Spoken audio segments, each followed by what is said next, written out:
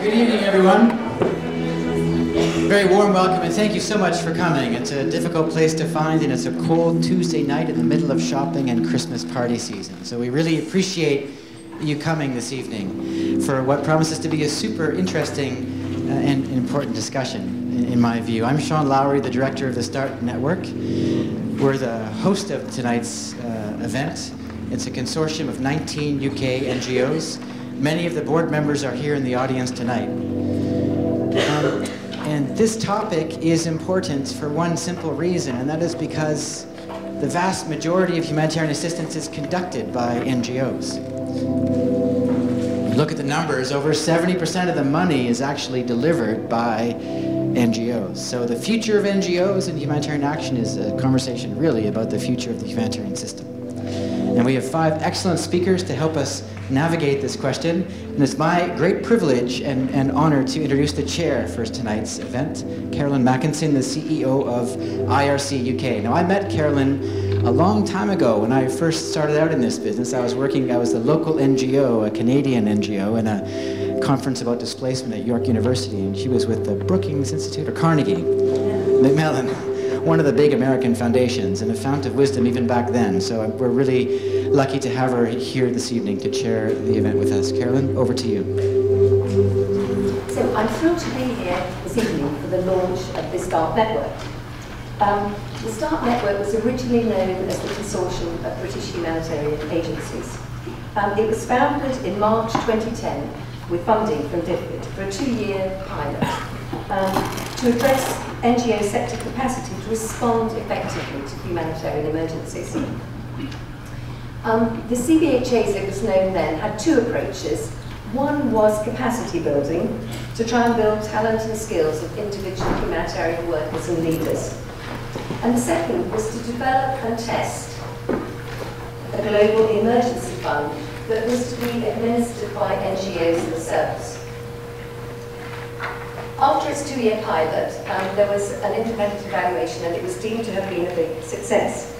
But early on, even during the pilot phase, there was a hiatus in DFID funding, which had been the original funder of the enterprise. And I must say, looking back, that once this hiatus appeared, I think at different moments, absolutely everybody who was involved, all the NGOs at different moments, everybody thought that it was hopeless in a way.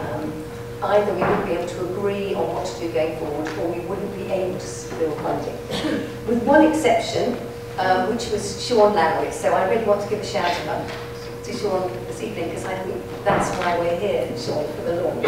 Because you were the person who on every day got out of bed and was determined that we were going to make this work.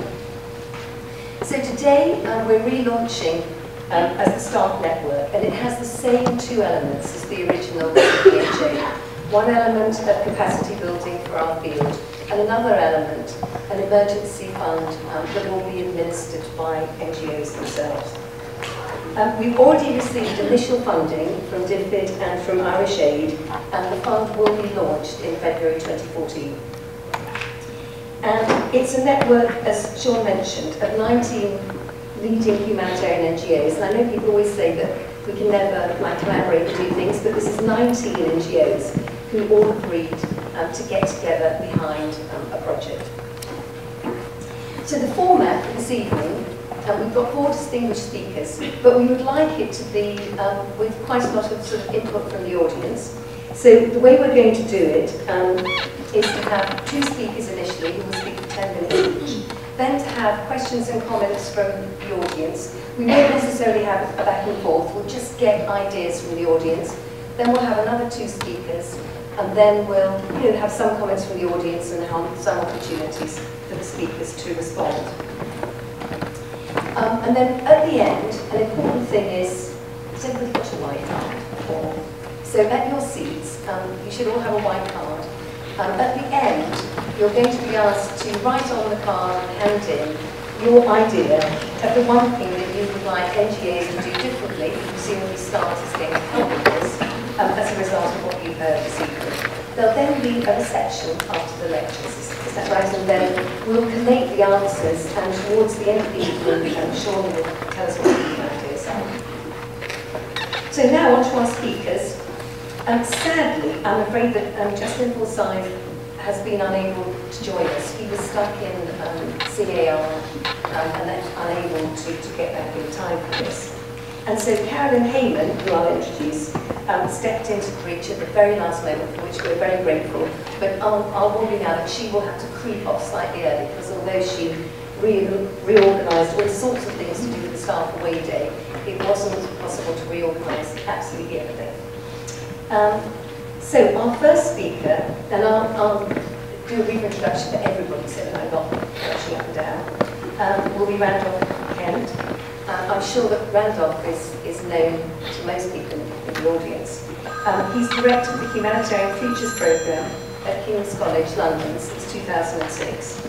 And before that, he had a very distinguished career with the UN and was humanitarian coordinator for Somalia at Medecins, Somalia, Kosovo, Rwanda, and the chief of the UN Emergency Unit in Sudan, and the chief of Emergency Prevention and Preparedness in Ethiopia. Our second speaker will be Marc DuBois. He's been Executive Director of MSF UK since 2008. He originally joined MSF in 1999 and had postings in Sudan and Angola. He spent over 6 years in the Humanitarian Affairs Department of MSF Holland. Now, Marc's bio makes clear that he also has skills in raising chickens and bartending, but he also does have a master's in development studies and a law degree. Our third speaker will be Carolyn Hayman. She co-founded Peace Direct and has been its chief executive since 2004. She began her career in the Ministry for Overseas Development that was, former what is now DFID, then joined the Cabinet Office, Central Policy Review Staff. She then was a successful investment banker, which enabled her to begin... capitalist, please, not sorry. What was a venture capitalist? Running an investment fund, which enabled her to begin a parallel career as a philanthropist. That's fine. Feel free to correct anything I would say, especially on the bartending front too, maybe. And then for 7 years, she led the Foyer Foundation. There was a network providing holistic services to homeless young people. And again, I want to thank Carolyn for stepping in at the last minute. And then finally, we'll hear from Noah Raford.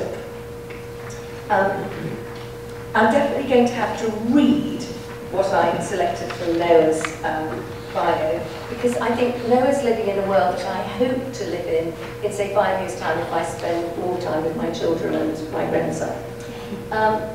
Noah is the co-founder and CEO of Futurescaper.com, a crowdsourced scenario planning startup based in London and Dubai. Noah has a PhD in crowdsourcing for public policy from MIT, is a semi-retired techno DJ, and blogs on 21st century approaches to strategy, policy and design. And Noah will present results of the Staff Network's first crowdsourced futures exercise. So as you can see, we're in for a very interesting evening. Thanks very much. Had I known about the CV presentation, I would have told you that actually I make an outstanding martini, which is probably not that relevant to this audience, but let me just put down that marker.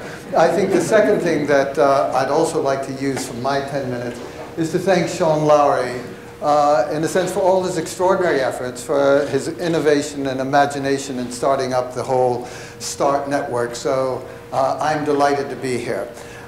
That said, let me use my 10 minutes to ask 4 questions. The first question is, what priority do you give to thinking about the future? My second question is, how much space and time do you give for long-term strategic planning? The third question is, how sensitive are your and our policies to really fundamental global transformations? And then finally, what are the consequences if we fail to take any and deal with any of those above 3 questions? Now, what I'd like to do is to try and pose these questions by asking, first of all, what are the answers to some of the changing nature of humanitarian crises? What do we mean by this change in the global context? And then thirdly, what should an effective humanitarian organization look like as it prepares for the longer term in the 21st century? I wondered if I could perhaps raise that issue of the changing nature of humanitarian crises. And if this were a longer lecture, and if I really had all the time that I would have wanted, I could have gone into cybernetic failures. Not cyber terrorism, cybernetic failures. Or perhaps that clash of the radio technology in Central Asia, in which radioactive waste gets picked up by storms and moves into Europe. I could have talked about that meteorite. But really what I would have talked about in far greater depth is the interface between technology, natural hazards, that perhaps would flow into conflict.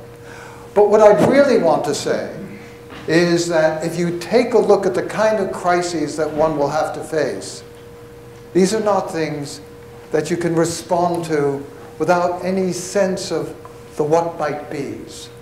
How much time do you think about what might be the interaction between various types of crisis, humanitarian crisis drivers, or natural crisis drivers, technological failures, and then perhaps the spillover into conflict?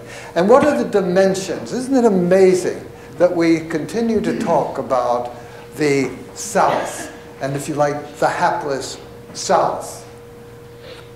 But what we fail to do in so many instances as humanitarian organizations is to realize how we are creating and how we have to deal with the new vulnerabilities globally, etc. And then, too, the issue of the dynamics.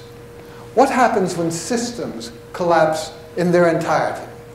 And you can say, well, give me an example. And I say, well, have you thought about what really happened in Mumbai in the 2005 floods?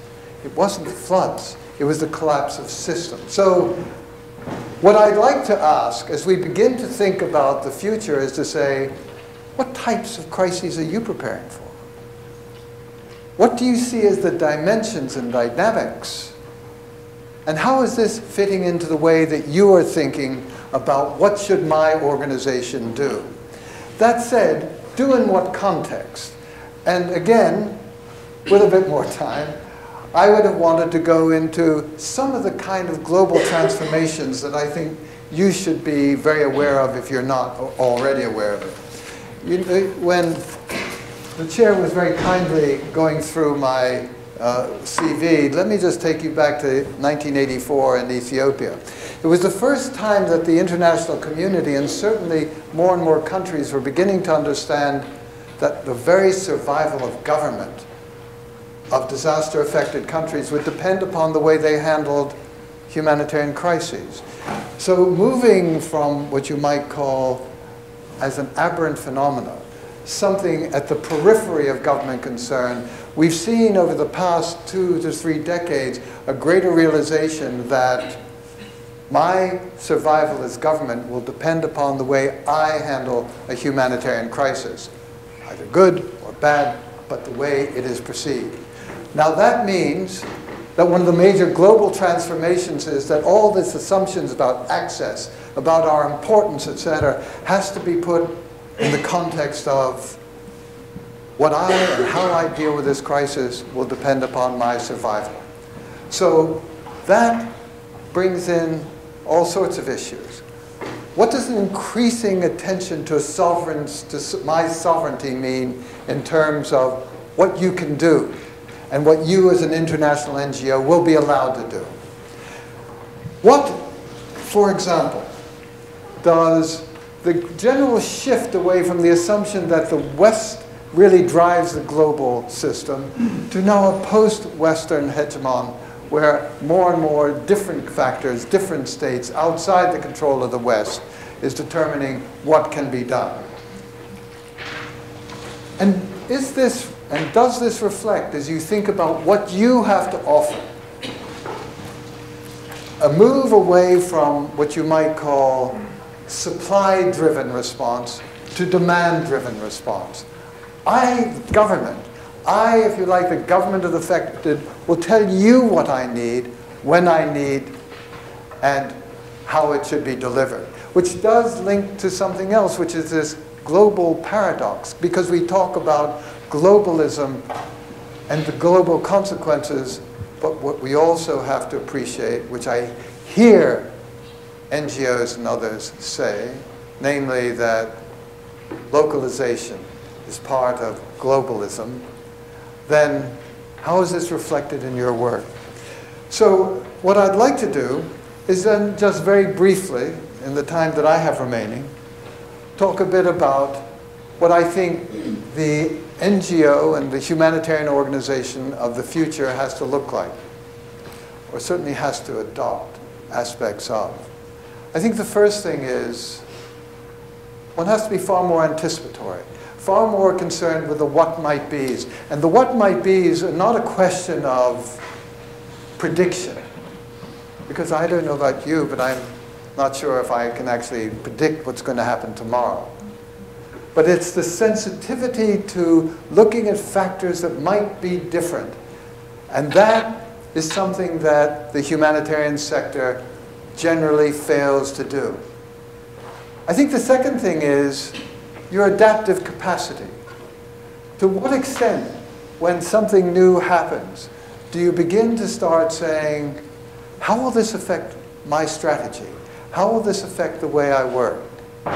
And I remember I mentioned this in front of a large NGO audience, or to the audience of a large NGO. And someone said, well, that's why we have a policy department. And I said, but do your cleaners know? And they said, why would our cleaners know? And the point is not whether the cleaners should know or who else in the organization should know.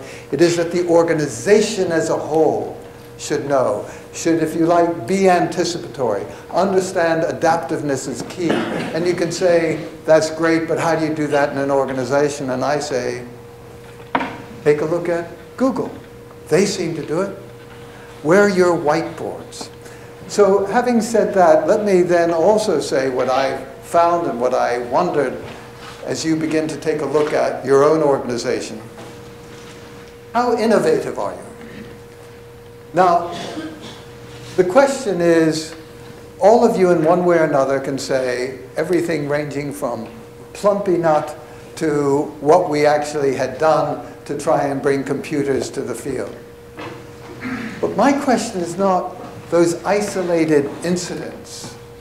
My question to you is, to what extent do you actually systematically look and prioritize innovation?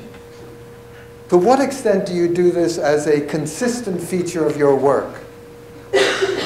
What and whom might you go to? To what extent do you look to the private sector to say, and how would that innovation be of importance to us? And to what extent, and how would I approach the military to say, how do you do surge capacity?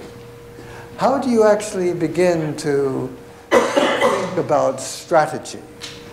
What can I learn from the wider sector? How innovative can I be? And then let me say, and that links into partnering. With whom do we partner? And if we all say, well, you know, we're very close to the private sector, we depend upon their corporate social responsibility, their philanthropy, etc. But do we actually engage with them as consistent partners to see how best that together one can promote sustainability, one can promote resilience, reduce vulnerability? Because that too is part of what we should be looking at. New forms, systematic, consistent types of partnerships. And then finally, if I may just say, this issue of leadership. Every time the General Assembly, or the General Assembly talks about institutions like OCHA, which is not an NGO, the first thing they point to is leadership and lack of leadership. And my only point to you in the NGO context is, I think there's extraordinary leadership within the NGO world. But my question is, to what extent does your organization provide you with an enabling environment that actually will sustain that leadership and allow that leadership to flourish? So, if I may, let me go back to these 4 questions. The first question is, well, what about and what priority do we give to thinking about the future? In the work that we've done, it seems very limited. Future is 3 years. Strategy is 3 years, 5 years. No, that's a budget cycle. That's not a strategy. And then you have to ask, how long and how much space do we give to long-term strategic thinking? What is fascinating, well beyond the NGO sector, but including the NGO sector, strategic thinking all too often is what we do for boardrooms, for our trustees, etc. We come up with strategies, we get them passed and resolved, and then we put them in the bottom drawer and get on with business as usual. And then thirdly, let me just ask, how sensitive are our policies to global transformation? And I know we all talk about now bringing our organizations into the regions, etc. But truly, how much do we rely? And how sensitive are we to, if you like, the local capacity? How much are we willing to give up of our budgets, of our engagement, of our publicity, to ensure that local is really understood, appreciated, and developed? I also wonder, and here, this is why I'm so delighted to be here and have a chance just to pose these questions and to ask, and what happens? What happens if we don't do and think like this? How long will NGOs have relevance? And how and what ways will actually the NGO sector really have anything to offer in terms of a completely changing world order, a far more complex humanitarian structure, and a system that actually it no longer can dominate or control? So with that, thank you very much indeed. And Sean, once again, thank you very much for the opportunity.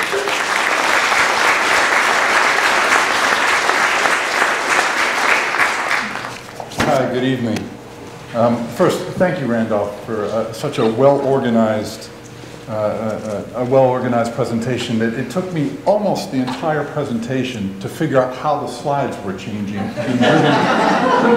And I think that says a lot about the future of NGOs when you start thinking about the comprehension level of its leadership. Randolph, I think, spoke very eloquently about some of the things that NGOs need to consider when they think long-term about the changing needs in the world. And while I don't necessarily disagree with Randolph on a lot of those needs, what I think I'd like to emphasize is that actually where we work in Medecins Sans Frontières, we see the same needs over and over and over again, and they don't change too much in the way they look. What they look like is people who have been abused, neglected, shot at, driven away from their homes, and who lack access to food, water, medical care, and things like that. And that doesn't change so much. What I do think is changing, and where I think it's really, it's almost fun to look at some of the trends today and think about where they're going. And before I start looking at some of those trends, I do want to say I think there's a certain danger in sort of extrapolating from trends. The first thing I would say is, I put futures there because the idea that there is a single future, I think, right, given that it's Christmas and we're all going to watch Dickens' Christmas Carol, there are lots of futures that are possible here. And extrapolating from trends is always a bit of a risky business. I think there's quite a number of pressures, but I think also what we have to look at is actually the survival instinct of the NGOs themselves. And I think what Randolph's paper does well is really, it's looking at that that cartel, as some other researchers have called it, right at the center of the humanitarian system. You know, the bulk of the overwhelming majority of humanitarian assistance is delivered by 10 or 15 agencies. So what is it about trends? Well, I asked my office manager to get me a nice pithy quote by Thomas Malthus or something like that on trends.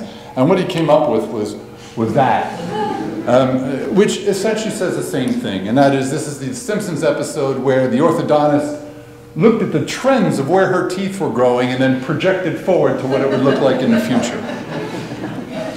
And the reasons that's relevant is that if you project forward from trends, what you are missing is really what at the center of what we're talking about here, and that is the big traditional Western NGO. And what I want to make clear here is that we are not weaklings.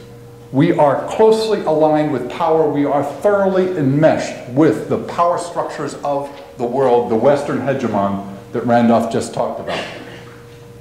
And we are not going to be, you know, I'm talking we. Of course, we as individuals think we're all rebels and revolutionaries and fighting the power. We are the power. We have friends in high places, and we relate very well to that power.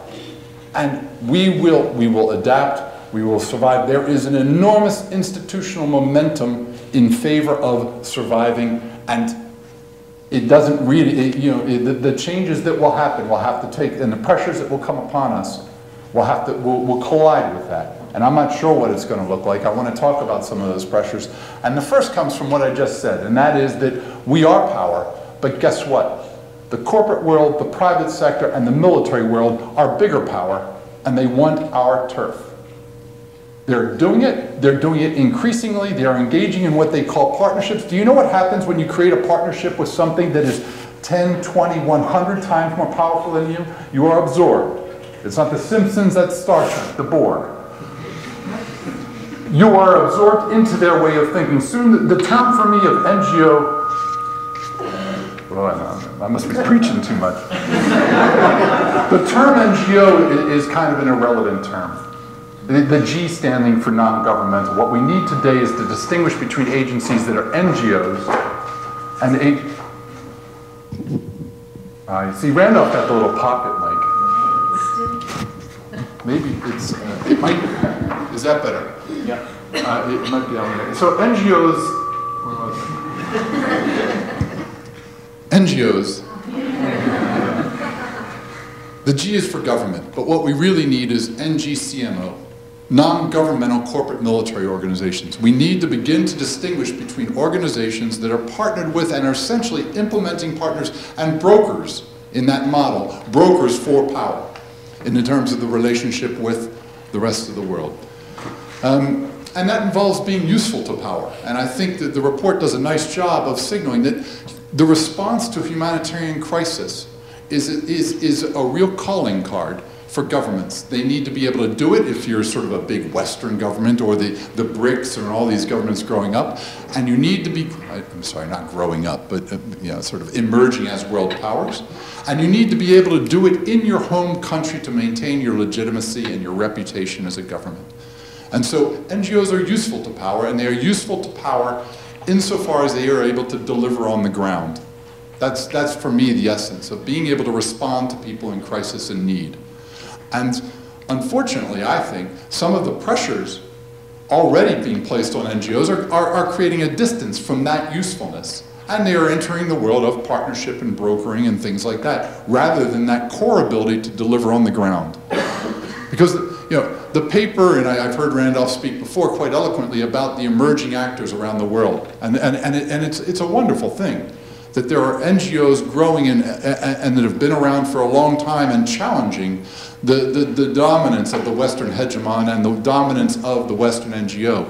And I think that's going to be a powerful force shaping what NGOs are able to do, because it's going to get down to markets. Whether you have access to those people on the ground, access to the victims on the ground so that you can wave the flag and get the money, and access to that state. Because I think one of the things, and there's a group of things that are really challenging what I would call the sovereignty of NGOs, the power of NGOs. We've had a really pretty good ride. I mean, we stride around. Nobody really challenges us in some ways. And right now, over the past time, our legitimacy, our funding, all of those things are coming under pressure, if not a direct attack through competition. And I think that our usefulness to the states where we work is becoming challenged by that, because they know we're useful. I've been told by the Sudanese authorities so many times, you guys are fantastic in terms of what you do, but can you please just not talk about what you see? Can you shut up? And we all know that humanitarian protection is not a luxury. It's not something that you throw aside. We have learned the lessons of the well-fed dead. But in a model offering, hey, we'll feed your people and we'll shut up, versus those other guys who are going to feed your people and are going to use their presence on the ground to essentially write human rights reports and journalism and advertising and advocacy and all that stuff. That's going to challenge our model. That we no longer have that sovereignty in terms of our ability to act, and states are getting better and better, and they are finding us, yes, less useful because of some of the things we do. Transparency is another one. We aren't transparent. Anyone try and figure out the funding, just look through the corporate accounts of any major NGO, you can't figure it out. You can't figure out how much money came in, where it was spent, and what it did. And that's coming under challenge. Look at the newspaper articles over the last bit. Look at Panorama later tonight. We are coming under challenge for the choices we make. And then I think there's a challenge coming into places where we work just from what's going on the ground. Insecurity, the perception of spying, that we are not there to do what we say we're going to do, that we're doing something else, that we are not to be trusted. And NGOs can't work without that trust on the ground. And then there's something I call the narrative divide, because one of the things we've always had sovereignty over is the sovereignty over our image, and in some ways our identity, of what people think about us. Because we get to tell the story, right? We get to tell the story of all those hapless, and I think it's the perfect word, Randolph, those hapless people who can't do anything, they can't feed themselves, they can't, they're just waiting for us, the white savior, to arrive and feed them and clothe them and provide shelter and all of those things. And that story is no longer within our unique provenance to tell. We are challenged by a digital world in which other people from those countries are able to enter our media markets and say, wait a second, that's not true. And they're increasingly saying it. And they're going to be able to say it on the ground. They're going to be able to tweet to their friends, hey, the clinic at MSF is, there's a 2-hour line here. Let's go over to another clinic. To which I'd say, go ahead. That's what's going to happen. People are going to talk about us. And then and they are going to control the image, and let's be really clear. That image, that perception of us, is actually the bedrock of our fundraising, and it's the bedrock of our recruitment. It might even be the bedrock of this whole Western humanitarian project. That basic idea of helpless victims who require the help of a developed, civilized world. The neo-colonial, white man's burden, all that. We've heard those critiques before. But there's something in there that is very, very close to our fundraising and very, very close to our recruitment of staff to go overseas. So I think just what I would say is that in closing, because I do want to stick to, am I close? In closing, what I would say is that there are some real pressures on NGOs today. And I wouldn't predict whether we're going to win or lose, but the pressures are going to build, and the pressures are going to build in a direction against us having access to people on the ground. And I didn't really mention the pressures of insecurity. It comes from the pressures of trust, but insecurity, the inability to be in places, and it is simply the growth of the absolutely perfect business model of kidnap for ransom. And the value of expatriate staff in that, and what that does to an NGO. So there's a lot of pressure that is going to force us, I believe, to change and adapt. And at the same time, there's a lot of pressure and a lot of dependence within our organizations on the model that we currently have. And I think that's going to be the sort of the front line of the future of whether there's enough pressure from other actors, the corporate, the military, the NGOs and other places, or the states themselves, to be able to deliver the kind of care that we're useful in delivering, or whether they're going to build enough capacity, and then we become, as I think the report says in another place, middlemen, and really not particularly useful in a digital world to have middlemen anymore. So maybe I'll leave it there.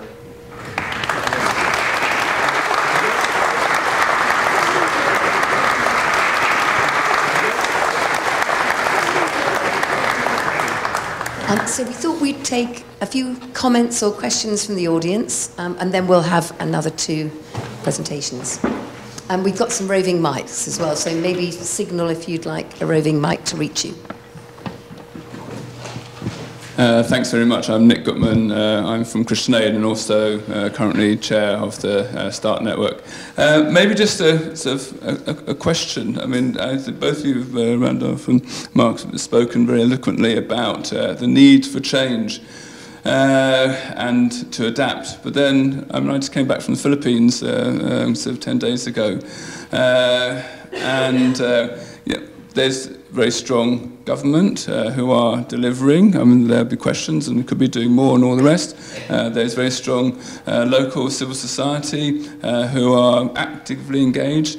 There's the sort of the informal civil society, if you like, the sort of schools, churches, just communities who have been affected themselves in other parts of the Philippines and spontaneously providing support to people in the affected area. Yet the circus has arrived, and a lot of organisations who have all claimed to have learned a lot. And yes, we studied, we learnt lessons after the tsunami, we learnt lessons after Haiti. But have they really learnt lessons? Because a lot of the potential mistakes that have been made there about coming in for organisational reasons as much as anything else, and I can fully understand a lot of the organisational reasons. But how are we actually really going to make sure that we do recognise some of the challenges, and as organisations do think actually the purpose of what we're doing is affected populations. It's not necessarily just building our own organisations. Abdurrahman Sharif from the Muslim Charities Forum. I was very interested actually by Marc's comment on this colonization model. And it's been something people have been talking about 30 years ago, 20 years ago, now, and it seems to be still present. There's still a Western colonization model being imposed. And my question would be, what can change? How can we change this perception? And how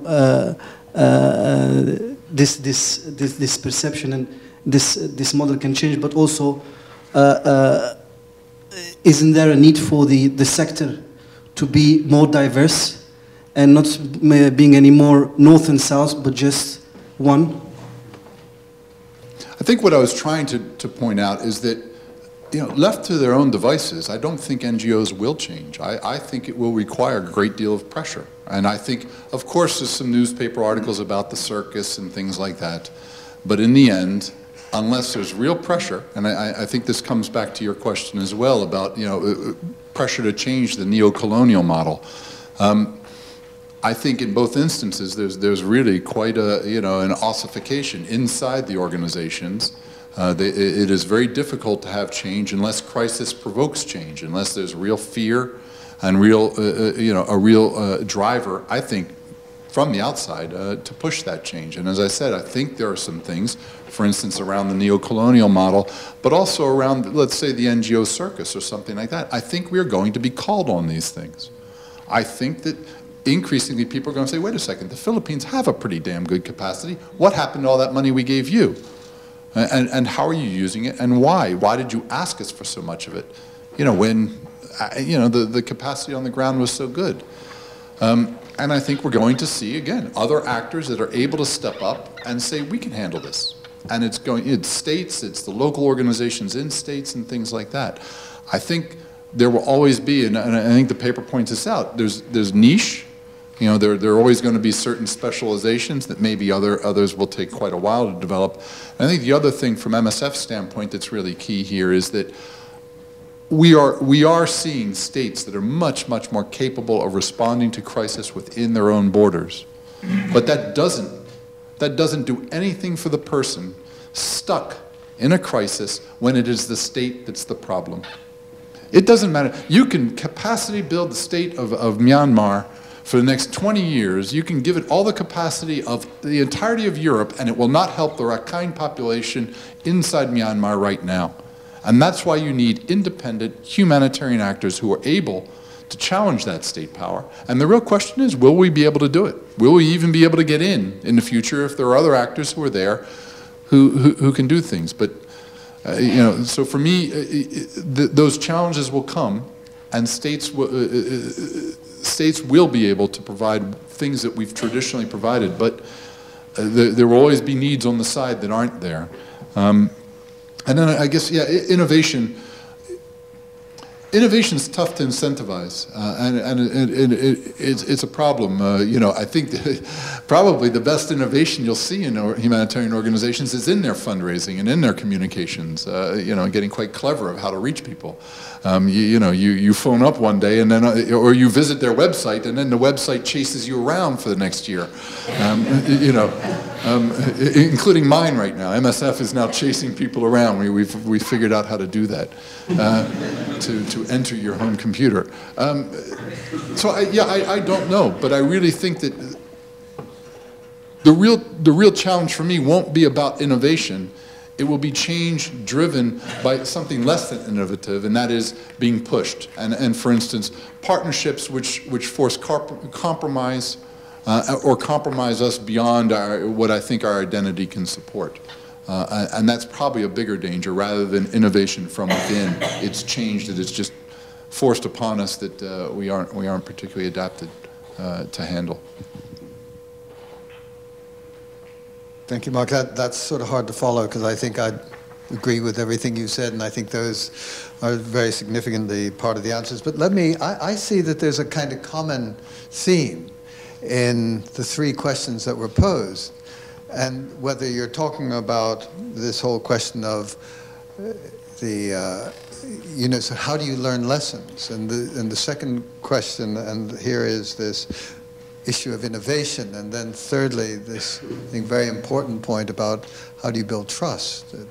I mean, to some extent, as I was listening to the questions, I recalled something. I attended a meeting in Kuala Lumpur, and there was 21 different governments there, and this was something we were doing for the Humanitarian Emergency Response Review, as probably most of you know, the DFID review that I think came out in March 2011. And there was a wide range of governments there. I mean, from Ethiopia and Eritrea to Brazil, Colombia, etc. And one of the things that we asked was, well, what are you looking for?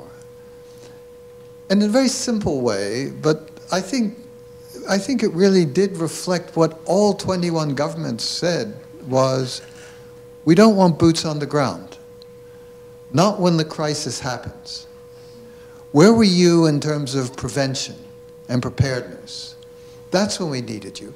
And where we needed you was, what interesting innovation can you offer to us that will make a difference in the way we, so to speak, enhance resilience, reduce vulnerability, prepare? That's what you can do. And, you know, to that extent, it comes back to, I think, Nick's point and the other 2 points, and that is build trust. Where are you now in the countries in which you're working to say, this is an innovation that you, the Ministry of Planning, you, the local authority, might want to look at in terms of preparedness. This might help you. Do you do that? And my question, therefore, is building trust the long-term investment that you have to do? And then, if I may just switch, because a couple of you are involved with the press, so let me just mention something. We had a project that we wanted to promote called Media Futures, because what we tried to do and what we thought was important is to try and get the media in all the countries in which you work and where the crises will happen, to start saying, We have to be sensitive to the kind of threats that might be, as well as to the kind of opportunities that are there to handle them. And we had some really tremendous journalists who came by and wanted to hear more, etc. And they said, you know, the problem is this doesn't sell newspapers. And my response was, but you're wordsmiths. Your whole ability should be able to take an idea, whatever that is, turn it, put it in such a way that all of a sudden it becomes compelling. Isn't that what a journalist should be doing? And my answer then goes, and my point is really this. With all the capacities, do you really have to wait until that crisis happens before you actually look for funding? Or can't you make planning, prevention, resilience exciting? Isn't this a fascinating role for the NGO sector to do? And therefore, my answer to, I think, these three very good questions are, build trust now about prevention. Try and sell your communities, your funders, on the importance of prevention. Make it as compelling as response. And I think, while that's not the entire spectrum of things that one might think about, at least that would be one start from my point of view. So, it's great to be here in this completely unfamiliar world. Peace Direct supports local peace building in conflict areas. So we have a sort of boundary with the humanitarian field, but peace building is a much smaller field and a much newer field. So in a way it seems a bit cheeky of me to have accepted Carolyn's invitation to come and speak. But I'm really going to speak about two initiatives that I think are very relevant to this evening's discussion. I'm going to share some findings from the Local to Global project, and then I'm going to talk about our own Local First initiative, which we've begun with IRC and others. So I'd like to get a show of hands about who's ever heard of the Local to Global project. And who's ever heard of Local First? Okay, so about one person each. So that's great. After tonight, we'll both have about 150 more people who know what we're doing. Local to Global is a set of in-depth, really interesting studies by a cross-sectoral team, but including anthropologists, that took place in Myanmar, Burma, both around Cyclone Nargis and then in a more general sense, Sudan, South Sudan, Zimbabwe, and they're now adding Palestine, and they're looking at Syrian refugees in Lebanon. And what they're looking at is local humanitarian activity, if you like, and the relationship that that has with international or external humanitarian activity. So I'm going to share with you 7 bullet points which I got from Niels Carstensen, who works at Danish Church Aid, who's the sort of intellectual leader of this. And I think they're quite challenging. So the first one directly contradicts what we just heard from MSF, that most humanitarian assistance comes from 15 international NGOs.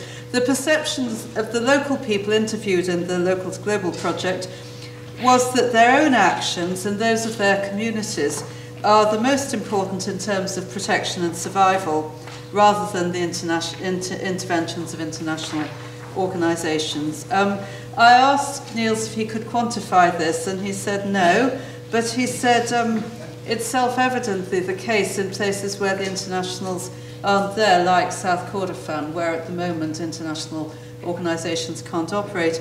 And I was reminded of the situation with Cyclone Nargis. I don't know if you remember, but there was a huge campaign in the media because the international aid from the French and I think the Americans was sitting in ships, and the evil government wasn't allowing it in, and this was a complete scandal. And nobody, of course, talked about the fact that the Buddhist monks and many other organizations and individuals were going around and delivering assistance.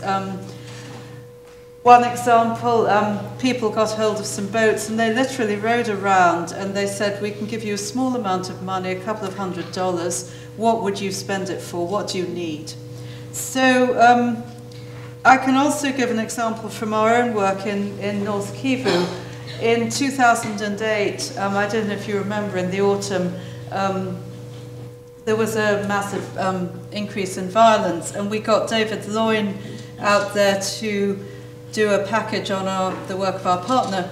And one of the things he filmed was a church in Beni, where literally people who'd been displaced, who had almost nothing, were turning up with clothes and rice and oil to the church to distribute to people who had even less. So that's the first thing.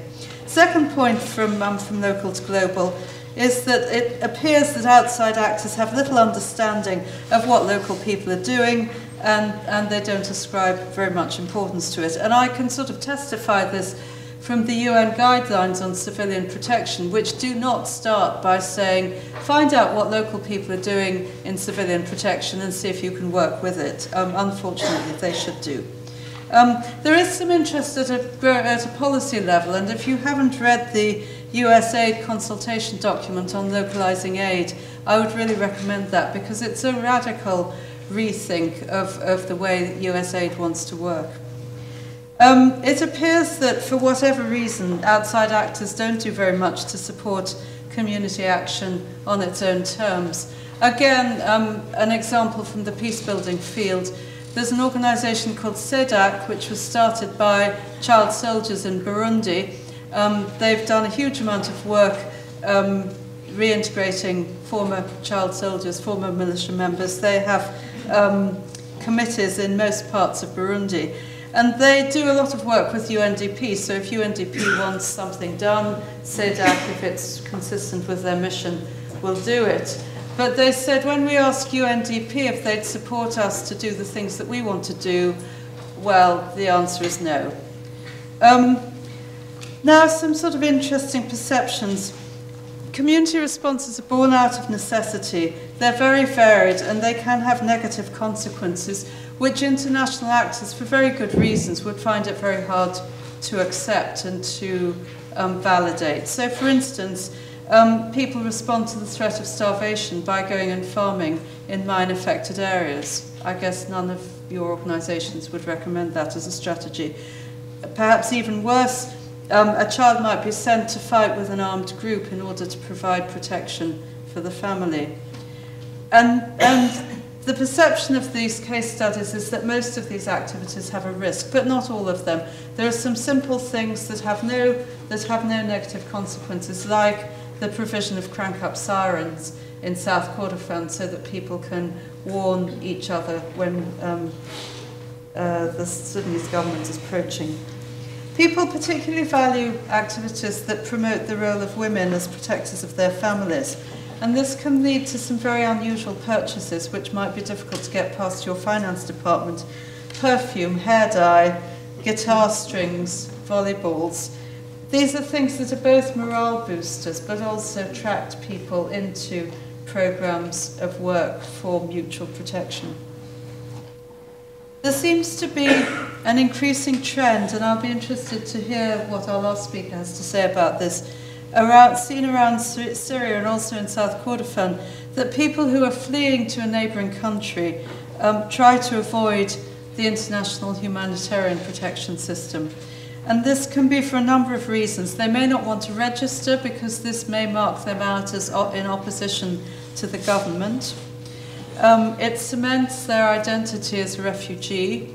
This may be very unwelcome. The camps may not be in the place where they want to be, or as Marc suggested, they may not meet the needs of the consumers.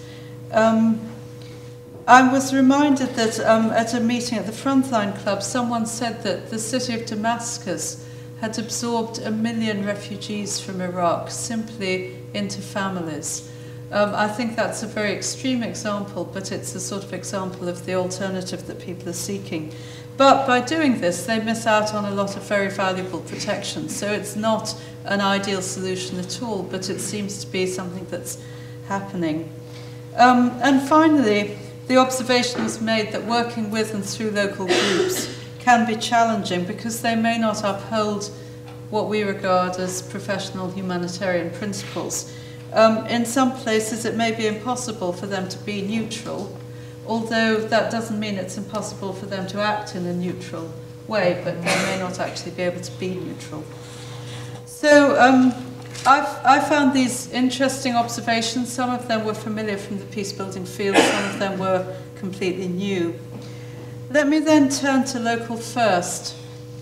Peace Direct's whole philosophy is that we support local peacebuilding initiatives. We think local people, A, know best, B, are there for the long term, and C, have the kind of moral authority that comes from the risks that they're taking. So our role is to fundraise for them and to raise their profile and get them whatever help they can usefully make use of. So we're like, they're the talent and we're the impresarios.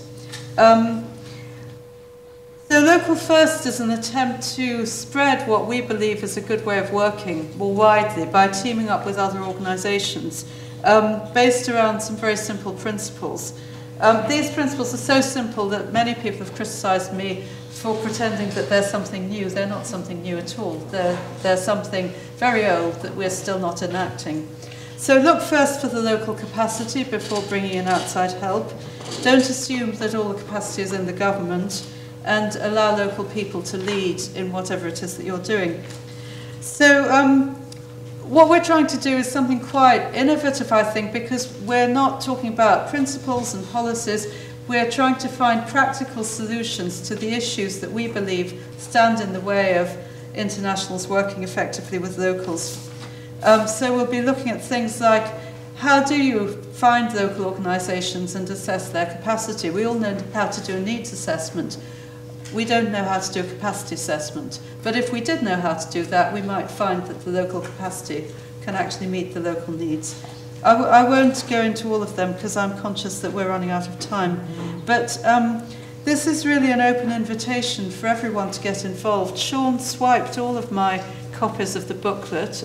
Where did they go? They're out there. But you don't need to get the booklet to get involved. You can log on to www.localfirst.org.uk. We have a weekly blog. This week it's from someone working in Kenya about what is a briefcase NGO and why are there so many of them, which I think is a very interesting theme. So please get involved. I just want to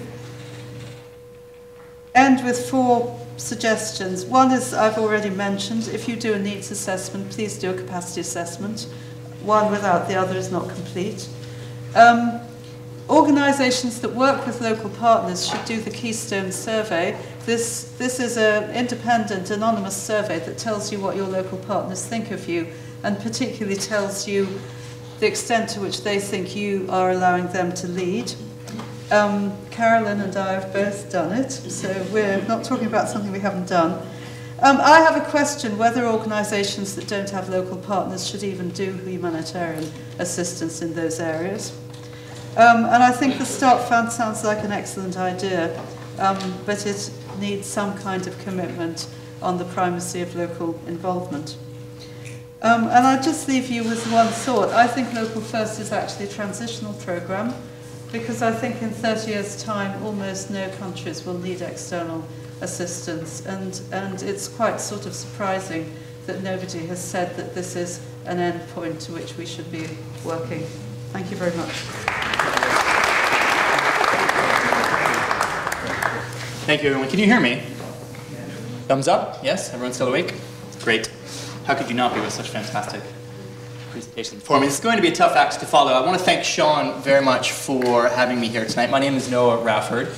I wear many hats like most of us, but I'm here in my capacity as the CEO and co-founder of a small startup called Futurescaper, which uses crowdsourced methods to engage large groups of people in strategic conversations about the things that matter the most to them. So in this case, we worked with the START Network and some of his groups to explore this question: what is the future of NGOs in Syria-like crises? Now, I want to get something out of the way. I'm not an aid expert. Definitely not. However, you guys, and more to the point, your peers globally are. So ordinarily, when we would go to ask a question like this, what is the future of an industry or what is the future of a sector, we do a traditional scenario planning exercise. Small group interviews, expert panels, workshops, face-to-face meetings.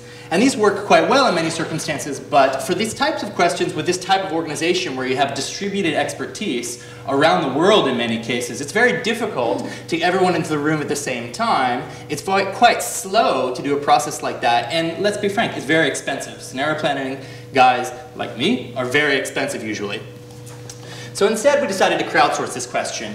And we're using a platform which myself and some of my colleagues created at MIT called Futurescaper. And this is explicitly designed to use the way of working that the web enables to engage large groups of people, particularly large groups of stakeholders, in asking these questions themselves and answering these questions themselves and facilitating the response themselves. So this is very much a web way of working. It's a 21st century approach to what we see are 21st century questions like the future of aid. It looks like this, it works like this. We asked START members to contribute stories and trends and ideas that they thought were indicative of the kind of operating environment that they would face in the future if crises like Syria were to occur again. So they submitted stories, literally. I saw a guy that was doing this and it reminded me of that and I think it means this. They also then analyzed that a little bit. So they were also doing the analysis themselves in little small chunks. What are the trends and impacts that this story represents? And these fit together in the context of the software to create what we call causal pathways. I tell a story, I think it represents these trends, this leads to this, leads to this, leads to that. Now when you have hundreds of people participating in an exercise like this, it produces quite a dynamic and interesting systems map, right? This is about influencing things at a complex level. And sometimes you get what the obvious things that people are putting into it comes out. Sometimes you get quite surprising and emergent outcomes. And almost always we find that the sum total of interaction between a large group of participants is always more insightful than a couple of cranky old experts in a room. So this is what it looks like. Each of these bubbles represents a cluster of stories associated with a particular trend. The colors represent trends and ideas and stories that are similar to each other. And you can see how they aggregate up into a variety of larger pictures. So decreased effectiveness, for example. And these relate to each other in a complex causal web, which allows us to do a variety of interesting things. So for this particular exercise, we had a fantastic response. About 152 people as of this evening contributed. And this is something that's been going on in real time over about the last 2 weeks. They submitted 138 stories and forecasts about what the future operating environment might be like, which led to 28 recommendations as to how NGOs might need to adapt. So here's what they said. I want to emphasize this is not me, this is not my analysis, this is you and your peers. This is the sum total of you and your peers, at least 152 of your peers, thinking about the future. So, in the future, humanitarian crises will be more heavily politicized. This is a picture of Syria, of Syrian soldiers, but this doesn't necessarily just mean violently politicized. As a result, crises are going to be longer and more drawn out. Part of the issue with Syria is that you have geopolitical power games being played between Russia, China, the US, local regional powers in the Gulf, and this inhibits the ability of aid organizations to get in and do their job. And it also extends the crises, because the kinds of solutions that you would normally see in a constrained, confined environment are impossible. So you have longer, more expensive crises that are more politicized. NGOs themselves will no longer be perceived as neutral. The previous speakers have mentioned this, either because they are seen as spies, local organizations don't trust them, for whatever reasons local affected populations don't want to engage or can't engage with them. And NGOs will be more frequently denied access to the areas where they traditionally would operate. In violent circumstances, this also means that aid workers themselves are likely to become targeted as part of the conflict. You mentioned kidnapping as a business model. Well, that is one manifestation of this. So as a result, NGOs are going to have to more heavily rely on volunteers and local partners, some of whom may be trained, some of whom may not be. So this is going to make monitoring and evaluation extremely difficult. The issue of standards has been raised. The issue of if you can't monitor and evaluate where you're spending your money and what the impact is, then targeting intervention becomes a very difficult challenge, and actually justifying to your funders that you're making impact is extremely challenging as well, particularly in the context of other people trying to eat your pie. So donors are going to have decreased confidence the aid is reaching the right people. So this combination of longer crises, potentially lower service quality or different service quality, a lack of monitoring and evaluation, is going to significantly reduce the political support for NGOs and indeed the financial outlays that people are willing to make for them. So to summarize, again, each of these bubbles represents a cluster of trends and stories which people participated in contributing here. And the colors are those major important clusters. The bigger they are, the more important of an influence it is in the future environment. So to summarize, experts are thinking that we'll see longer, more drawn-out conflicts, situations where NGOs will have low to no access.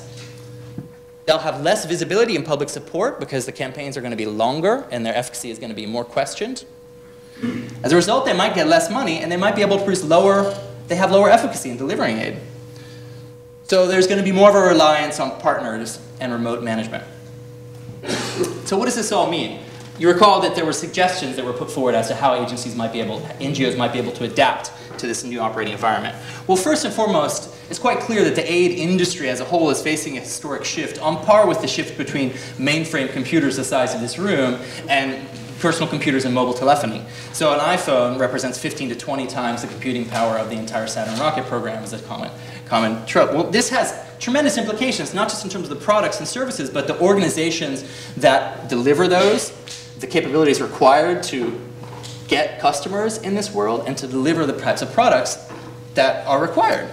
So they made several recommendations. Three main recommendations, this jives very well with some of the previous speakers, is one, first, NGOs need to become more anticipatory. They need to try to understand where crises may occur before they're occurring and invest in partnerships beforehand. So get in before the crisis occurs. And this is focusing less on delivery and more on training, capability development, certification, very different organizational configuration. Second is to take more of a portfolio approach to your strategies. So you can never predict exactly where crises are going to occur, as Randolph and others have mentioned. So this means we need to be spreading our bets more effectively. One of the phrases which came up several times was this notion of pre-staging things. You need to pre-stage goods and resources in advance so that when a crisis does occur, you can bring them into play. The last one is that crises will still occur, and if you don't have either the legitimacy or the access, then you need to get really good at working from afar.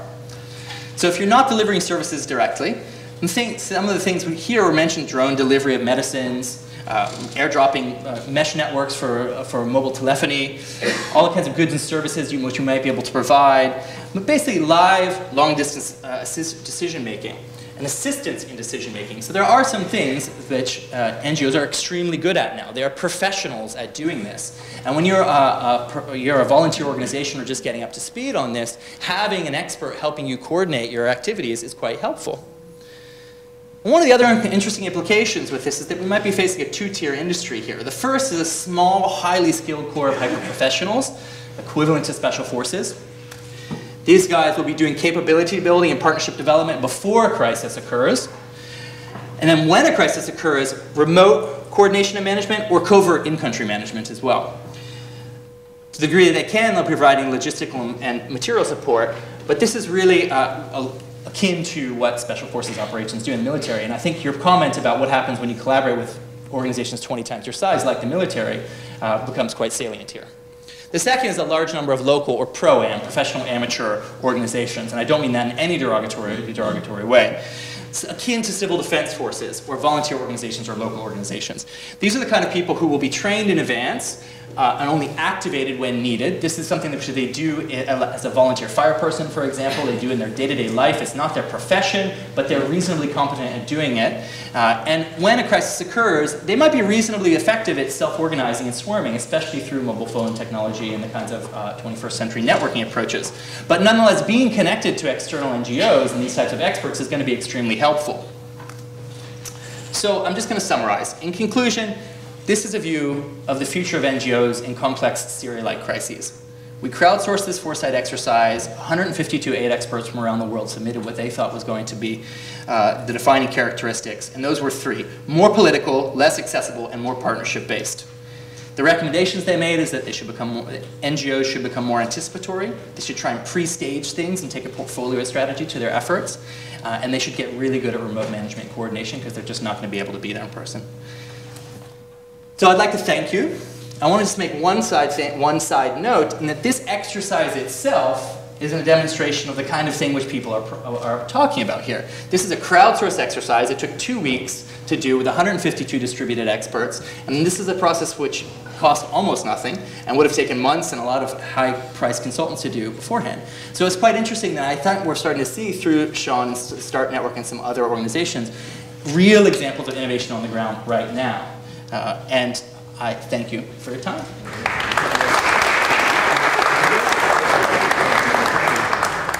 So, questions or comments? Yes, but who's got mics? I think there's a gentleman there.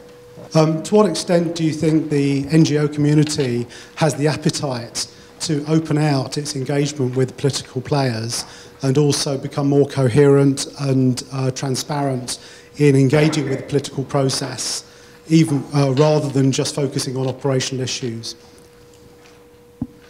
Jahangir Malik, Islamic Relief. Thank you very much for this inspiring evening. I think coming back to that question and Marc's point here, that in effect that humanitarian aid organizations and the link to challenge power, to challenging your power, which is a fundamental question, and the future of NGOs in a ever-decreasing humanitarian space all over the globe, in increasingly politicized, insecure places. Humanitarian aid agencies like us require express permission to enter into sovereign spaces. And if we don't get that, we get a situation like what we've got in Syria at this moment in time, which really puts us in an inoperable sort of situation. How do you sort of circumvent, or what's the kind of approach that humanitarian aid community should be looking at dealing with restricted spaces? Do we compromise our humanitarian principles and deal with the power brokers in order to get access, or do we stay quiet and just shut up and hopefully somebody will give us permission to get into the area and we'll continue? So I think there's a very major, big, fundamental question to be answered there. I was struck by the crowdsourcing. It wasn't really the future that was being described, it was today. It was what we already face. And then from there, the sort of leap to the sort of conclusions. And then this kind of notion of special forces and pro-ams. I mean, fascinating. So there are a couple of questions. One is the sort of journey that you have to go on, and where do you start, and how do you do it? And then there's another one, really, which is to all of you about risk in all this, and trust as well. Because the flexibility that seems inherent in what all of you have described is something that I don't see in the sort of industry today, if you like. So your views on that point, and maybe where we could start collectively to challenge that and change it. As I said in my first slide, I'm not an expert in this, so I can't really address the substance of these other than just having seen the results of the studies in more depth. You just got the highlights, if you will. So I'm going to defer many of these to my colleagues to my left and my right. But as I was looking at the process that the experts were going through as they did this exercise, and your point, this seems like a description of today. That's a very common outcome of many foresight exercises. Ultimately, you're using the future as a lens to describe today. But what we tried to do with this exercise is we said, what are stories that are happening today which you think would be representative? And then we walked them through a guided process of, well, what's going to happen as a result of that? And then what would happen as a result of that? And then we cross-reference that, and they mixed that with other people's trends and ideas. So you did step that through a bit into the future, which is, I think, how it ended up in these types of kind of somewhat advanced or forward-looking recommendations, all of which I should emphasize came from the group. But as I was trying to make sense of this myself, in terms of the summary here, one exercise which I found useful was to think, put yourself in a situation, imagine you were trying to deliver services to someone on the moon. You literally could not be there, right? All of us use Skype, all of us use teleconferencing, you know, we might do remote learning, we might take classes in the Khan Academy, etc. We email our friends and family around the world. So what kinds of 21st century tools might we use to do something from a distance, literally from a distance? And I found that quite an interesting design exercise to try and imagine, and this is where some of the recommendations like drone delivery of key services, you don't need permission to do that. You know, in fact, I mean, you're violating airspace in that respect, but if you're not acting on a state's behalf and you don't need permission to do it, who's going to stop you, right? things like remote coordination. There's examples from Libya, many examples with people in the West on Skype, on guys' mobile phones, helping coordinate rebel actions. And this is a military exercise before the regime change in Libya. So this is the kind of thing which I think we're going to see a lot more of. These types of traditional boundaries are going to be much, much less relevant if you're not an accredited NGO and you don't care. Right? And in fact, you're going to be a part, you might position yourself as a partisan player therein. So that's what I saw out of this, but I'm obviously more ignorant of this than my colleagues, so I'm going to pass the mic. Okay. You notice that Randolph's waiting for me to say something, and then he gets to sound wise afterwards. You know, one thing I forgot to do in the beginning was thank Sean and the START Network, and I just realized why I was invited here. I mean, MSF is not a member of the START Network, and Sean invited me here to put forward the ideas of a dinosaur-like organization, and then have Noah show up and do that whiz-bang thing. You know, after my PowerPoint presentation, it was even challenged in the analog era, and so we will reconsider our START Network membership and perhaps be invited for other reasons in the future. I think the questions, it's interesting. The first two questions I think are revolving really right at the heart around the political role of NGOs. And I think one of the things that has been a key to our success, in this world of the Western hegemon and things like that, has been our development as a major political actor. I mean, and it's just the last 20 years. I mean, of course NGOs were always important, but NGOs now sit down at the table with, you know, the presidents of the world, with the, you know, the Secretary General of the United Nations, things like that. You know, we have in MSF initiated a process that calls a meeting of the Security Council to sit and talk about, for instance, what's going on inside Angola. And I think that because of that, we have become very successful big players. And it is that, you know, and it is a bit like evolution and the dinosaurs, where that now becomes a bit of an Achilles heel. That you know, governments actually don't really want you there if you might see something that, you know, a little bit down the road leads to a major expose in the news, or a discussion with and a cutback on funding. You're going to the World Bank and saying to the World Bank, why are you giving this government money? Look at what they're doing to their people. I mean, that evolution, I think, as a political actor, wasn't necessarily accompanied by an evolution in terms of our political savvy. And I think that's because of what I said earlier. We had a certain level of sovereignty and a certain level of unquestioned legitimacy, and I don't think we were forced by hard circumstance to develop the kind of savvy you're talking about that requires us to negotiate access in a very different world today, and where that trend is going. And I think that comes back to what you were saying, Jahangir. You know, what are we going to do? I mean, Syria has severely, severely challenged MSF. We have major operations cross-border from Turkey into just that little slice of Syria up along the Turkish border. You know, hospitals, we're running hospitals there, and yet they are a drop in the ocean.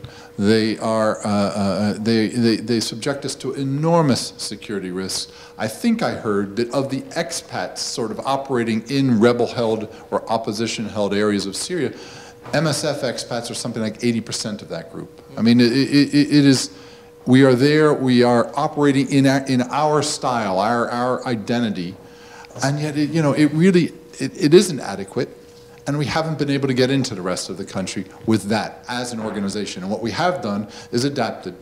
And it's not what you would call innovative thinking, although inside MSF we treated it as something quite new and fresh, and that is we actually worked with partners. We identified and communicated with and developed relationships with networks of Syrian doctors and hospitals, and we're moving tons of medical supplies inside Syria into places where we can't go ourselves. But we have also debated that issue, and we have decided as an organization. I mean, and this is where Randolph, we've had some good discussions over time, Randolph and I. We don't believe in that model. We are still, we still have even pretty recently reconfirmed our belief in mixed teams, on the ground, just that act of coming, motivated by compassion alone and coming to the side of victims. And, you know, I don't think we're ready to say we're going to shut up and we're going to do whatever you want. And I think the question will, again, come down to usefulness. Will we be able to provide something that the armed actors, the state actors who control our access need and want? Or will others develop that capacity and be able to say, we'll do it and we'll, you know, see no evil, hear no evil? And I think that's a real question. And you know, a question, here comes a really shameless plug for MSF. A question, there's a really good disasters, you know, Overseas Development Institute produces disasters. There's a recent one on sovereignty. What's the actual title of it? State Sovereignty and Humanitarian Assistance. It was co-produced by some people who may or may not be sitting right over there. And no, but it came out in October, and it's really interesting on these challenges of what does it mean with states really starting to assert their sovereignty and control over, you know, what state wouldn't over actors who are very, very powerful actors running around in their country. So I'm gonna say that I think I'm sorry, Gareth, I didn't really touch on risk, trust, and flexibility. And you knew that would be too hard a question to answer in short format. You know, again, what are going to be the drivers of flexibility in an organization that is, and in a set of institutions that are creaking? And you know, the younger, you know, and we're younger than you. MSF is a younger organization than Save the Children, but evolving along the same route. And to what extent are we going to be able to maintain some kind of nimbleness to change, or are we just going to be forced to change? And to what extent can we direct that change ourselves? And it's very, very difficult in international federated organizations without, you know, without. Yeah, we're not military in terms of our hierarchies and that ability to drive change from a top to bottom, which may bring in that technology you're talking about. Because instead of having a few of the old crone, what did you call us a little while ago? You know, the old crone experts sitting around, and those sorts of experts, you know, deciding on the annual plans and strategic plans of the organization. You know, maybe what we need to do is find ways and technologies to involve a wider base of thinking in that. Let me just say one thing on that, though, because it's not just a technological solution. It takes someone like Sean in the START Network to actually invest in the social technology around that. The technology is not really that new, although my co-founders will murder me for saying that. It's ultimately actually working out the organizational capacity and the trust to say, let's do an experiment, let's join the START Network, and let's become part of one of these types of exercises. So I think it's as important the way of working around it as the technology itself. Thank you very much. Let me just ask 3 simple questions and just leave it at that, because this is sort of in response, I think, to everything. And that is, first of all, I think that presentation was tremendous, but it just made me wonder, well, who are these 152 experts? And are these are experts in humanitarian affairs, they're experts in development. But where were the scientists there? And what kind of dialogue did they reflect with the scientists? And how about those who really do have tremendous concern about issues such as, if you like, sustainability and the private sector, etc. So all I'm doing is saying, I loved what I saw, but I'm wary about just how one defines experts, and I think all of us should be. I think the second thing that I just wanted to ask, and that is this whole question of remote coordination, which I think is based upon the issue of social networking type of things, etc. But one of isn't there a paradox about social networking, and that is that the more social networking becomes what we all can do and is acceptable, then doesn't that lead to greater fragmentation because more and more social networking, and in a sense, what does that have to, how can that in any sense enhance coordination rather than perhaps the other way around? So that's just a sort of a second question. But I'm also, like I think all of us, sort of very concerned about the issue that Gareth raised, and that is this whole question of risk and trust and flexibility. I think in a sense, you as NGOs are really going to have to take a look at yourself and look at the way that you actually organize yourselves, whom you listen to, how you get new ideas, where and how innovation comes, how you get away from, if you like, the kind of standard things that you, quote unquote, feel you do so well. And I think this needs to be challenged. Every organization, wherever that organization is, either has normally a kind of, and I look at you when I say this because you've studied this at MIT and all of that, has a kind of natural lifespan. And it's when you start thinking that, yeah, this is the way it's done. This is, if you like, the best way to do things, and you stop challenging the way you do things, that's when you will begin to say, it's now time that I will be forced to leave the stage. So my question really is that how often do you really challenge not only what you do, but the way you do it? How often does that strategy say, every time that there's a new idea, that has to be shared and confirmed or tested against our strategy, and on and on. So all I'm saying is this, in my concluding remarks, that basically there's no doubt at all that you can survive and that actually you can flourish. But perhaps you have to look at the fundamentals of the way you run your organization and say, that has to change if we are going to survive. So that seems to be the basis of what I've picked up so far. So I think we're probably getting towards the end of our time. Are there, there was a gentleman.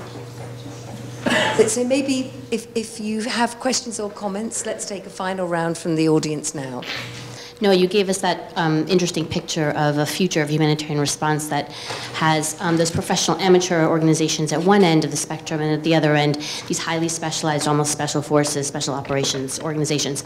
I'm not sure I see it that way, but I wanted to ask you, but also others, excuse me, on the panel, because you did all touch on this in your presentations. Where do NGOs fit along that continuum, and what are the comparative advantages that NGOs have or need to cultivate now so that they fit on that continuum into the future? It's increasingly frequent to hear kind of criticisms of NGOs, you know, certainly in the media, and I seem to remember reading a DFID kind of planning document that managed to avoid mentioning NGOs at all, whereas kind of the corporate sector was on kind of every other page.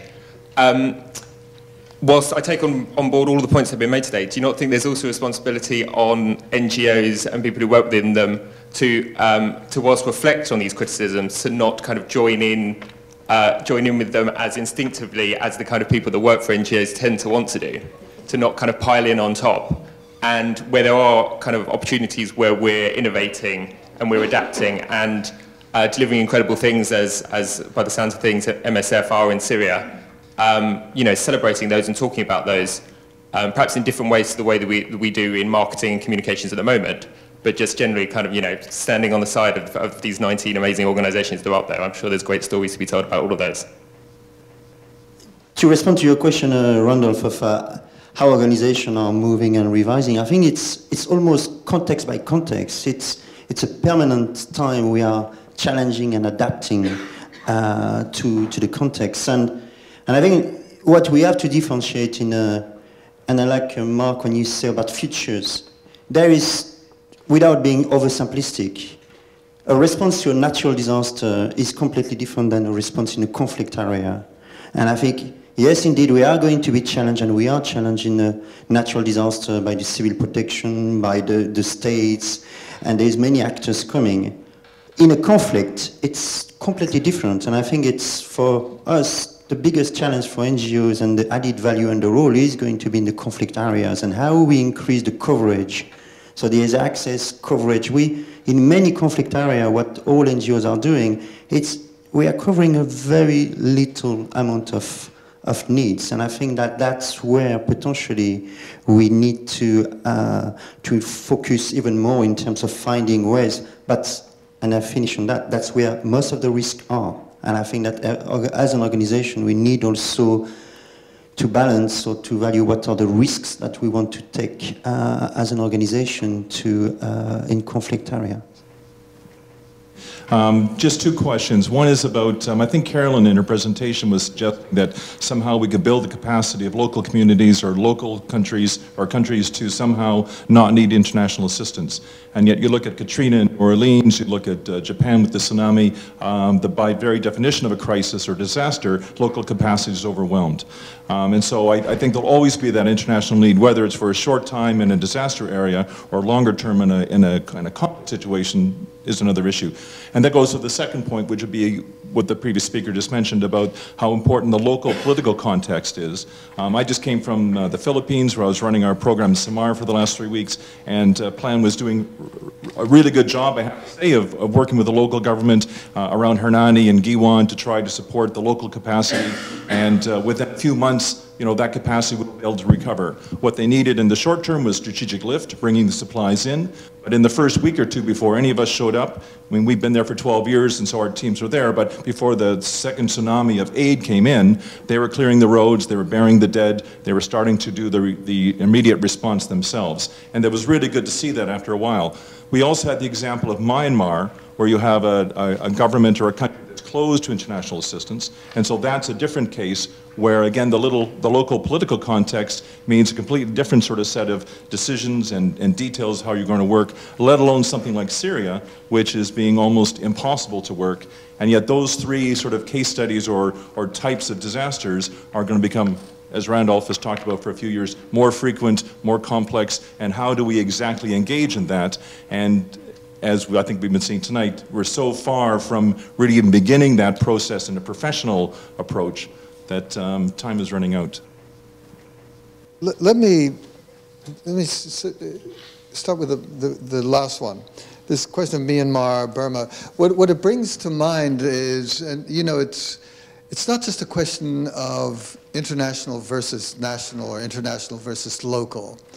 I think it's a question really of a sensitivity, and I think this was already said this evening, a sensitivity to capacity. How much do we understand about the capacities and the culture and the language and the needs, etc., of the people that we're there to assist? And I think that becomes a very important point. It's not either or, but it is not to embarrass local, try and strengthen, etc. And I think you all understand exactly what I mean. But I just wanted to put it in this context. How much do we and should we be working with ASEAN? You mentioned Burma, Myanmar. I mean, how about the Association of Southeast Asian Nations, who have a completely different approach to the use of the military, etc., the private sector? How do your policies, our policies, relate and engage with institutions and concepts such as those promoted by ASEAN? So how much do we actually know about what is out there, just as by the way? I also just wondered, and if I could be perhaps slightly defensive, and that is, I am very aware, and I think this is brought out, the tremendous challenges that we all face now. It's the Syria now. It's the kind of crises that you are all involved in now.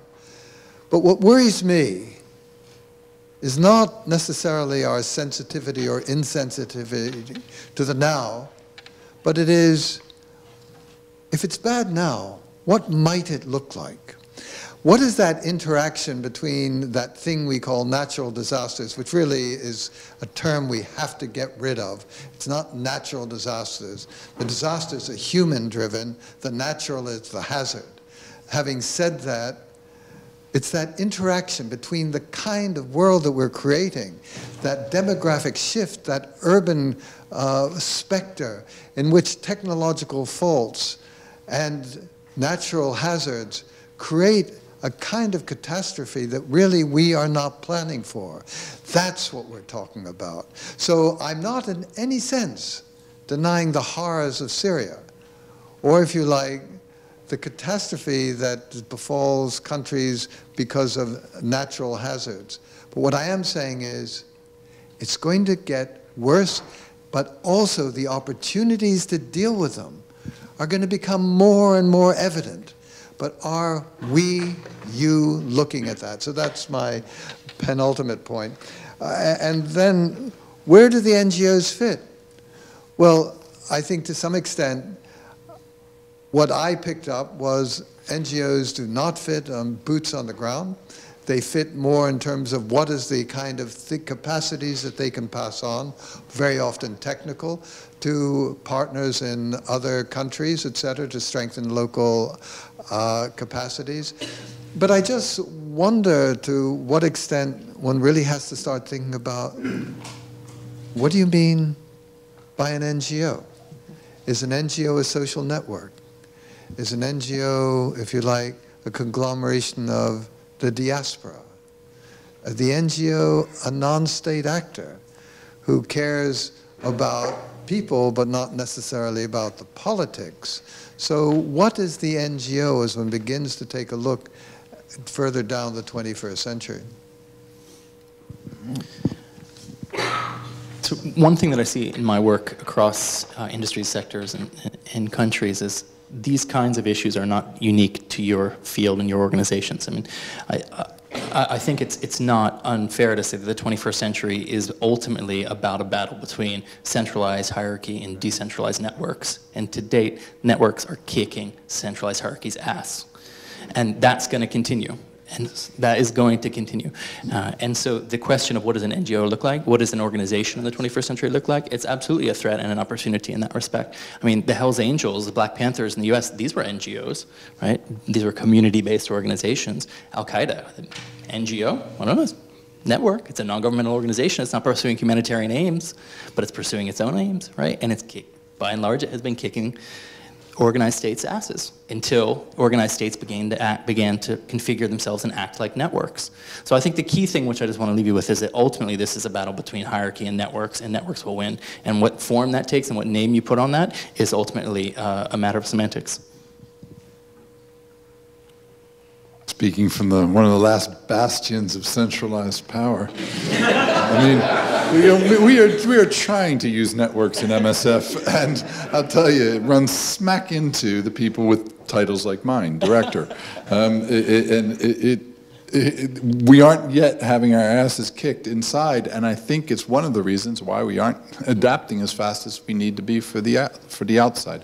Just very quickly, I mean, I think Jean-Michel and Chris have both brought up a really key point here, and that is the context by context. The Philippines is not the same thing as Myanmar, it's not the same thing as Syria, and we have to negotiate our access and deal with, and I think it comes back to an earlier question, to be very, very politically savvy requires us to stop, it's even within those contexts that there are subcontexts and very, very regionalized power dynamics and political dynamics that we need to be much better at dealing with. And I think that in some ways brings us back to that first question about, where do we sit on this, pro-am versus specialized forces? And I think MSF would always see itself as a specialized force, especially that was such a cool photo, like jumping out.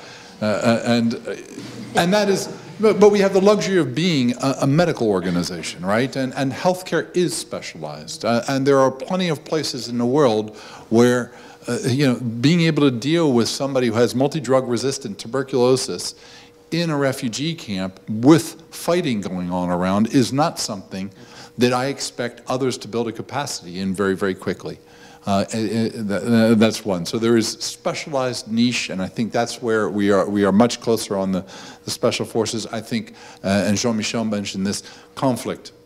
Again, what do you do in these situations where there's a conflict and where neutrality is one of the ways in which you gain access to people, and it's the perception of your neutrality. And we have compromised ourselves as a community quite seriously in that way, and we have been compromised by the actions of the Western governments that have treated aid as a means to accomplish their military ends. And they've put the target and the crosshairs right on our back as independent humanitarians. And we need to battle still to safeguard that space. But conflict is a place where we have a comparative advantage. And then lastly, and I think it's not the Syrians and the Philippines where we would have as much of an advantage as the Central African republics that now, you're a room full of people who know about it. But these are the places. Power does not have an interest in the forgotten crises, the forgotten diseases like Kala-Azar and Chagas and multi-drug resistant tuberculosis. I mean, these are things that power's not interested in. Central African Republic, Burundi, Haiti before the earthquake, the list goes on. And we have a comparative advantage there. And lastly, we have the advantage of scale. And I think it's something, MSF has been producing some research that it really makes us, we have a great deal of concern in the organization for that comparative advantage. Meaning scale, the ability, when that kind of disaster happens, to be able to scale up rapidly is not something, it's something that the humanitarian community used to have and that we feel it's losing. 2 months after the earthquake in Haiti, MSF had 23 operating theaters up and running, with over 350 expats on the ground. And whether you want that boots on the ground approach or not as a government, there was nobody else delivering that kind of capacity. Maybe the Cuban doctors had a bit, but nobody else was able to deliver that kind of capacity that rapidly. And it's that kind of scale that we need to, and scalability that we need to preserve in the humanitarian community. And that's to address conflict, it's to address crisis, and it's to address the forgotten corners of the world. Okay, thanks very much. So just a few closing remarks and thank yous. I suppose my hope is that after all of this, especially as the START network has demonstrated that NGOs really can pull together, that we can pull together with the donors as well. I mean, it seems clear, even if there are nuances of disagreement about what the future looks like, that there's unanimity that we have to change, and that some aspects of this are that we have to cede control to local actors, do less direct delivery ourselves, even if Marc's making a strong case for the fact that some element of that will always be necessary, and be the connective tissue between donors and local actors, contemplate as INGOs how we're going to have a bigger impact when our own budgets should really be getting smaller. And I'm just hoping that we can pull together with the donors to figure out how we get from A to B with their support, how we decide what the world should look like in the future, both for INGOs and what's needed from them and on the ground, and how we get their support to make those changes and move in that direction. And some of what worries me is that a lot of the changes I see going on in our field, I think are actually militating against this. So, for example, DFID's own staffing is downsizing, where we all know that taking a more local approach actually requires more manpower, not less. And I think some of the new funding modalities that we're seeing, I think one of the early comments from the audience was about how we innovate if our funding is so restricted. And I know Randolph's exhorting us to be innovative. But I think things like value for money, payment by results, all of these sorts of approaches, even if in some ways I sympathise with the goals, but I see the reaction of my own organisation, the IRC, that it's simply pushing us towards more command and control and less ability to be flexible and innovative and to be really ceding to local players. So I hope we can find a partnership between donors, international NGOs and local actors to find a way forward to the future. So couple of housekeeping points and thank yous. Please don't forget to fill in your white cards and hand them to the ushers, and then later Sean will let us know the results. And finally, some thank yous. Thank you to all the speakers. This is what's supposed to go on the white cards, is that right? I'd like to thank all of the speakers very much, and especially Randolph for preparing the background paper. And I think there are copies of the background paper on the table at the exit if you would like to take it. I'd like to thank King's College for hosting and the logistics. I'd like to thank Sean and all of the other Start Network staff for organising the event. And I'd like to thank the King's College students who've been helping us throughout. So do stay for the reception. We can carry on the conversation. I think Marc's going to be running the bar and Randolph's going to be doing the martinis. So, and thank you all for coming. Thanks very much.